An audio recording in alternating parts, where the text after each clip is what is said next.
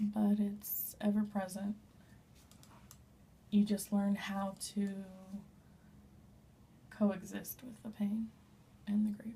Hi, my name is Amabel Hawkins. When my mother first passed, I felt it was, I guess, kind of surreal, and I actually didn't accept it, or looking back now, start to accept it until probably maybe a year after her actual death.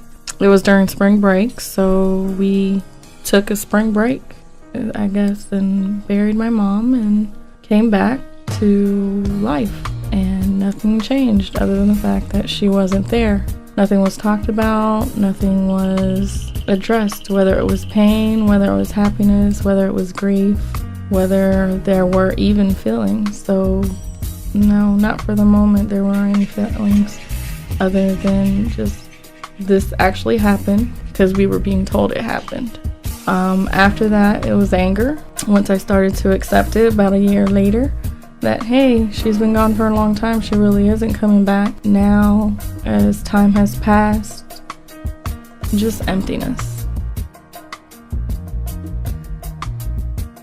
The way I felt, of course I'm talking about my mom, the way I felt was a complete sense of loss and confusion, because I didn't know what to do, I didn't know how to feel. So for me, how I felt was a sense of loss.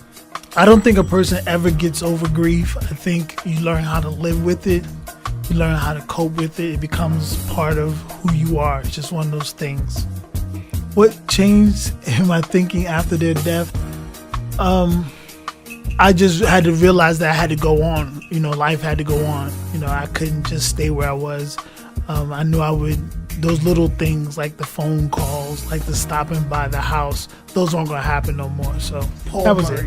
The grief. The only way I could describe grief is one of those things.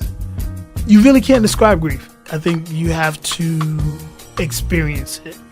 I understand that there's the 5 stages of grief, but the truth of the matter, at the end of the day, everybody handles it different. Everybody feels different. And there's no real definition. The best to me is pain, sorrow, emptiness, loneliness, confusion, all lumped up at one time. It's just like at one moment that person is gone and you have all of this hit you and you have to learn how to cope with it. My name is Lisa Haskell, and I am discussing the loss of my brother. I felt when my loved one passed, it actually took a while for me to actually accept it, I think. I felt weird because when my sister came to me and actually told me, I almost thought it was like a big cosmic joke, and then it took almost like 2 months for me to actually grieve about it or feel anything about it, and it was in the middle of a class, and it was like, oh, he's gone. So it was very hard. I think you get over a part of the grief, like that actual, like, I cry about it for no reason grief, but you don't get over the loss of the person in your life, but the actual, like, crying when you think of the person. You learn a little bit to appreciate that they even lived, and you're happy when you think of them sometimes. What changed in my thinking after my brother died was I actually lost my faith when he died originally. Like, just my whole thought of life pretty much changed. The grief was hard. I would describe it as sad and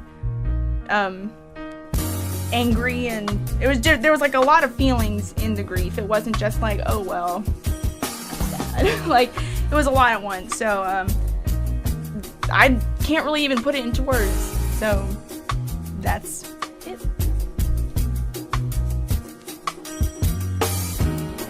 Paul Murray, my mother, kidney failure. The new healthcare law has you covered. You can no longer be denied health insurance. Lisa Haskell, my brother, suicide. www